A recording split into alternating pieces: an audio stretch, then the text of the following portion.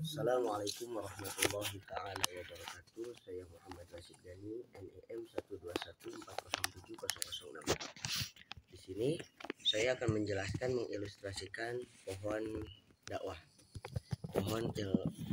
Mengilustrasikan ilmu dakwah terhadap pohon. Bahwa yang pertama yaitu akar. Yang akar di sini terbagi menjadi 4. Ketakjuban, ketidakpuasan, hasrat, dan keraguan. Akar filsafat ini, akar dakwah ini asal mula seseorang memulai berfilsafat menurut Rapar 1996 menyatakan bahwa terdapat 4 hal yang dapat merangsang manusia berfilsafat, yaitu dengan ketakjuban, ketidakpuasan, hasrat, bertanya, dan keraguan. Ketakjuban diartikan awal terjadi proses filsafat dikarenakan manusia pada awal mengetahui suatu benda asing dilihat oleh suatu indera akan memunculkan perasaan dan ketakjuban yang seolah indah. Kemudian ketidakpuasan akan menyebabkan manusia berpikir filosofis, karena ketidakpuasan itu mendorong manusia untuk mencari penjelasan-penjelasan yang lebih pasti dan meyakinkan. Dan kemudian tuh hasrat bertanya. Menurut Berling 1996 menyatakan bahwa manusia itu tukang bertanya, menyatakan segalanya, tidak sekedar yang bersifat wujud, tetapi mengarah pada hal-hal yang bersifat hakikat dan sangat mendengar tentang sesuatu. Keraguan. Pernyataan mengisyaratkan 2. Pertama, keraguan menjadi orang ragu. Kedua, keraguan bagi kita untuk mengarah sesuatu yang meyakinkan. Kemudian batang pohon. Batang pohon di sini terbagi menjadi 4. Ada epistemologi, ada aksiologi, etimologi, dan mitologi. Apa itu epistemologi?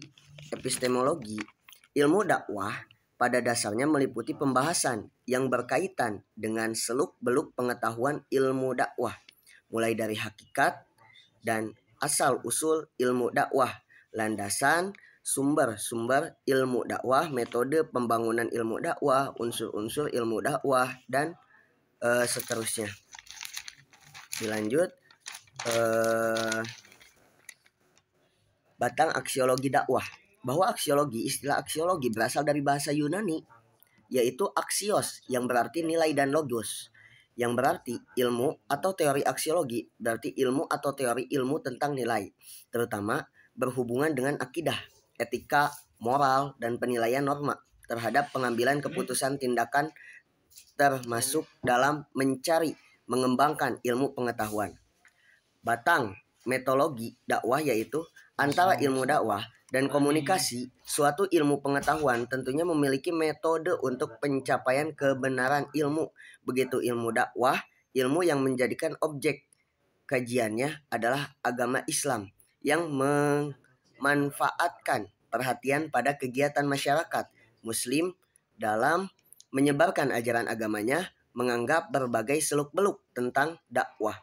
Terlihat bahwa yang dilakukan penghimpunan dalil-dalil nakli.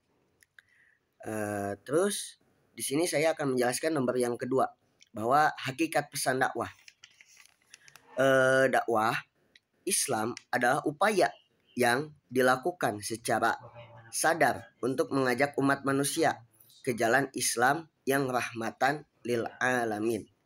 Hikmah dalam konsepsi ini berarti ajakan yang berbasis pada konteks keselamatan umat manusia.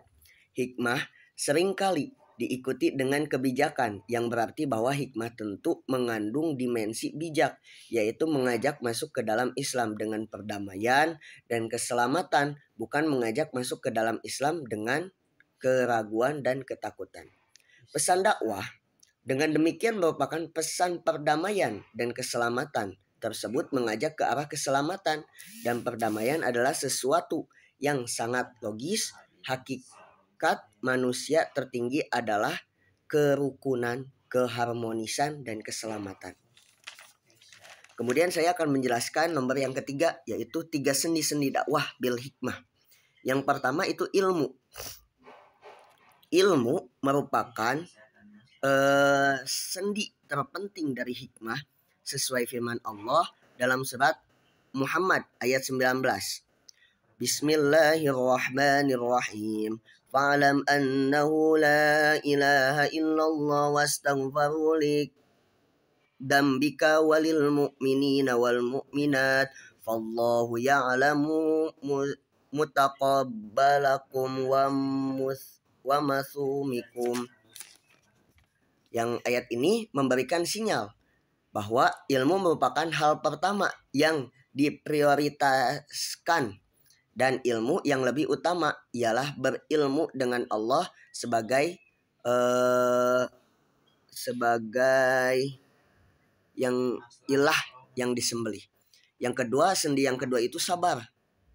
Sabarnya sabar hilm, berarti akal atau dewasa orang halim, berarti berhati-hati dan tenang ketika marah atau tidak membahas sekalipun dia mampu melakukannya. Dalam ayat berikut Allah menggandeng sifat sabar atau santun dengan Maha mengetahui. Bismillahirrahmanirrahim.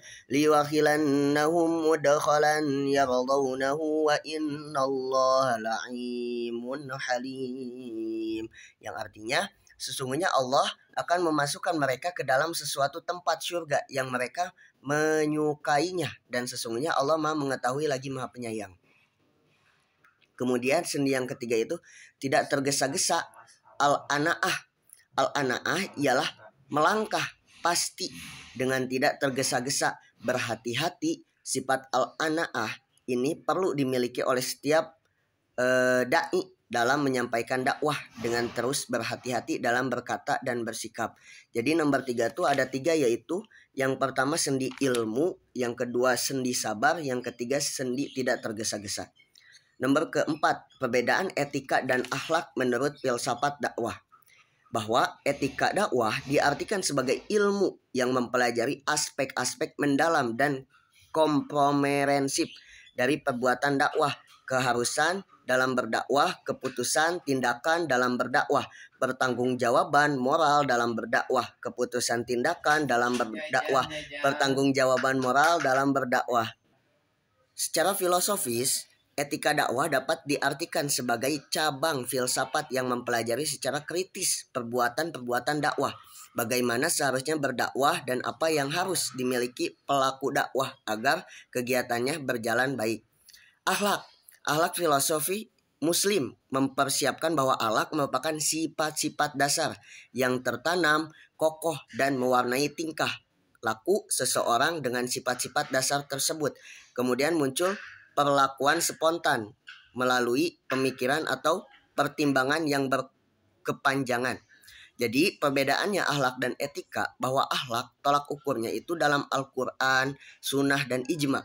Sedangkan etika yaitu tolak ukurnya pikiran atau akal. Kemudian saya akan menjelaskan nomor yang kelima, rangkuman yang telah dijelaskan pada webinar oleh Dr. Asep Sodikin Maulana MAG, bahwa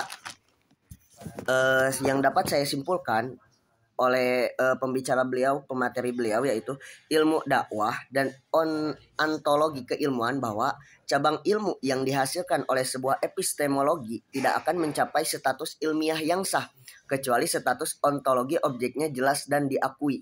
Kemudian ilmu dakwah dan objek materia formal terdapat 4 syarat agar suatu disiplin ilmu dipandang mampu berdiri sendiri, yaitu bersifat universal, memiliki objek tersendiri, dapat diverifikasi, dan bersifat pragmatis atau mempunyai nilai guna dan kehidupan manusia. Kemudian poin yang berikutnya itu ilmu dakwah dan pengembangan keilmuannya. Saya kurang merangkumnya. Jadi terus kemudian ontologi kajian dakwah adalah pemikiran tentang hakikat wujud dan asal-usul segala sesuatu serta kejadian dalam semesta atau realitas yang benar-benar ada objek ilmu pengetahuan. Kemudian saya simpulkan similaritas istilah dakwah terdapat tablik yaitu menyampaikan, khotbah yaitu pidato atau ceramah, amal ma'ruf nahi mungkar yaitu melakukan kebaikan dan mencegah pada kemungkaran. Mauidhah hasanah yaitu suatu amanah atau pesan yang akan disampaikan. Terus poin yang berikutnya perkembangan metodologi ilmu dakwah, bahwa filsafat dakwah berkembang menjadi kajian dan pengetahuan tersendiri setelah keilmuan dakwah tersistematisasi dan diakui keberadaannya pada pertengahan abad ke-20. Kemudian poin yang berikutnya aksiologi ilmu dakwah. Aksiologi menerangkan kegunaan nilai ilmu yang kita dapatkan, kita gunakan untuk kepentingan manusia. Kemudian nilai etika dan estetika dakwah yaitu tata krama, adab, dan sopan santun dalam berdakwah. Komunikasi, implementasi filsafat dakwah dalam organisasi dakwah. Identitas keagamaan Islam di Indonesia memotret 4 keagamaan yang ada di Indonesia. Terus kesatuan Islam, kemudian tipologi strategi dakwah yang ke-7 Islam di Nusantara. Sekian yang dapat saya sampaikan. Mohon maaf kurang lebih penyampaian saya terlalu terbata-bata. Wallahul muwaffiq ila aqwamit thoriq. Wassalamualaikum warahmatullahi wabarakatuh.